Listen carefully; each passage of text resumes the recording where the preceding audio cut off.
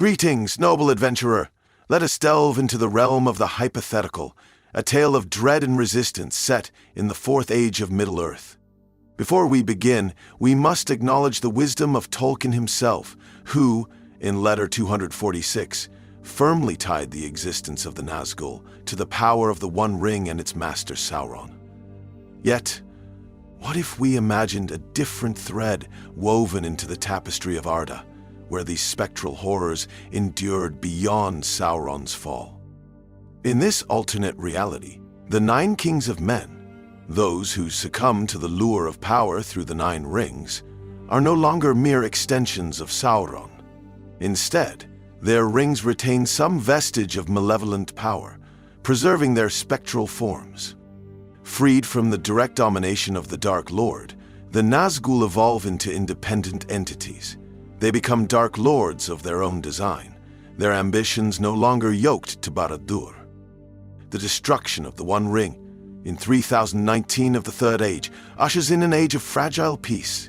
King Elessar, Aragorn, ascends the throne, intent on uniting Gondor and Arnor into a prosperous kingdom. But even as the White Tree blooms anew in Minas Tirith, rumors spread like wildfire.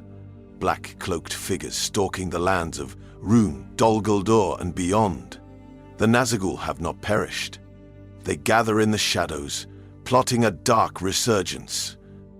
The Nazgûl's first act of defiance emerges in year 6 of the Fourth Age, when emissaries from Gondor are ambushed near the Sea of Rhûn.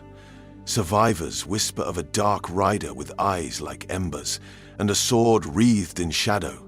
It is Khamûl, the second of the nine, who once ruled as a king in the east.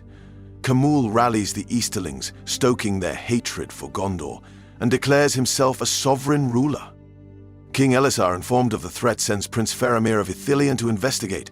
Accompanied by Éowyn and their loyal rangers, Faramir uncovers a conspiracy that extends beyond Rhûn. Camel is forging a black army, combining the remnants of Sauron's forces with the Easterling tribes. The resulting skirmishes along the Anduin signal a grim portent of battles yet to come. The reappearance of the Nazgûl throws Minas Tirith into turmoil. Aragorn calls upon his allies, the Dúnedain of the north, the elves of Ithilien, and the dwarves of Erebor. Yet not all factions are willing to march to war. The elves, led by Legolas, are reluctant, for they see their time in Middle-earth dwindling. Gimli, torn between his duties to his kin and his friendship with Aragorn, musters a smaller force than hoped. Elessar's bold leadership is tested as Gondor faces an unprecedented dilemma. How does one defeat an enemy that is neither alive nor bound to a single master? Gandalf's writings on the Nazgûl, preserved in the archives of Minas Tirith, offer some insights. The Grey Pilgrim had once surmised that the Nine could only be destroyed through acts of great valor and the intervention of powers beyond mortal comprehension. In year 12 of the Fourth Age, the conflict erupts in earnest. Khamûl's forces lay siege to Amin Anan, the stronghold of Faramir and Éowyn. The Nazgûl, leading spectral armies, create an atmosphere of despair that saps the morale of Gondor's defenders. The battle takes a harrowing turn when Khamûl himself appears, wielding a blade that glows with the eerie light of Morgul's sorcery. Éowyn, who once defeated the Witch King at Pelennor Fields, confronts Khamûl atop a crag. Though her strength and valor are unmatched, she finds herself overwhelmed by the dark power of the Nazgûl's lingering essence. Faramir, witnessing her peril, sacrifices himself to save her, piercing Khamûl's steed with an ancient spear gifted by the dwarves. Khamûl retreats, but Faramir's death is a devastating blow to Gondor. The death of Faramir sends shockwaves through the reunited kingdom. In Minas Tirith, Éowyn, stricken with grief, takes up Faramir's mantle as steward of Gondor. Her courage inspires the people, but her heart bears the scars of repeated loss. Aragorn, meanwhile, wrestles with guilt. for he had sent Faramir into peril. Yet the king's resolve hardens. Gondor must rise, or the shadow will consume all. To counter the Nazgûl, Aragorn seeks the aid of old allies. He journeys to Rivendell, now a quiet refuge under Elrond's sons Elidon and Elrorin. There, Aragorn uncovers ancient lore about the weapons wielded against Morgoth's servants in the First Age. Among them is the fabled Eärendil's star, whose light could banish shadows. Armed with new knowledge, Aragorn returns to Minas Tirith, determined to forge a weapon worthy of challenging the Nine. While Gondor regroups, the Nazgûl consolidate their power. Cummel's retreat emboldens the remaining ringwraiths. Adunachor, the Black Númenórean, claims Dol Guldur, turning it into a fortress of horror once more. There, he raises an army of orcs, corrupted beasts, and traitorous men who long for the return of darkness. His ambition is clear: to carve a realm of terror in Middle-earth. Other Nazgûl disperse across the lands, each pursuing their designs. The Witch King's successor, whose name is lost to legend, haunts the plains of Rohan, preying upon the vulnerable villages. In the south, 3 of the Nazgûl infiltrate Harad, rallying the tribes under a banner of vengeance against Gondor. Their influence corrupts even the brave, turning Haradrim captains into vessels of malice. The year 25 of the Fourth Age marks the beginning of a new war. Gondor's armies, led by Aragorn and Éowyn, march eastward to confront the growing threat in Rhûn. However, the Nazgûl's reach is far greater than anticipated.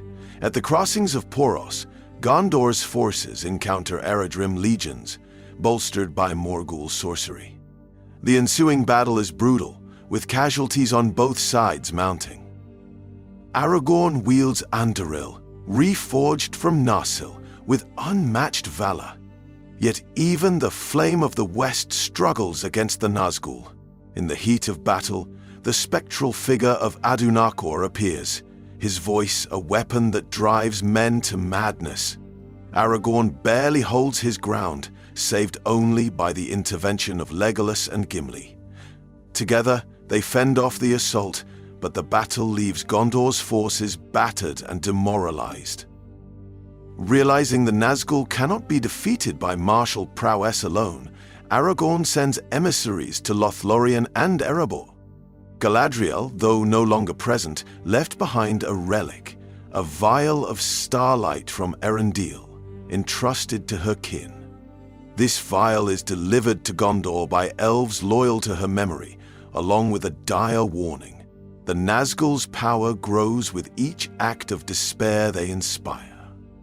In Erebor, King Thorin III Stonehelm offers his assistance. The dwarves craft enchanted weapons, embedding shards of mithril and runes of defiance into the blades of Gondor's soldiers. These weapons, while no match for the One Ring's might, can wound the wraiths, forcing them to retreat. By Yeyed Dirti of the Fourth Age, Gondor launches a daring campaign against Dol Guldur. Éowyn leads the charge, her heart aflame with vengeance for Faramir. As Gondor's forces breach the fortress, they encounter Adunachor himself.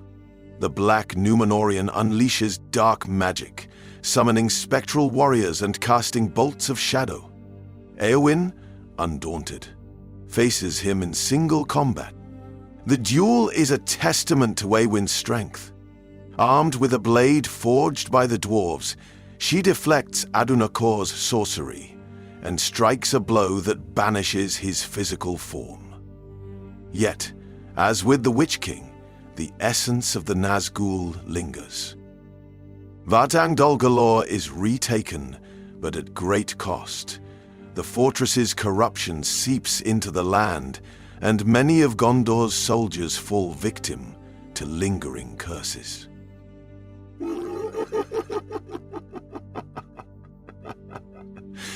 Despite the darkness, hope kindles anew. The light of Aragorn proves a potent weapon against the Nazgûl. Its radiance drives them into hiding, scattering their forces.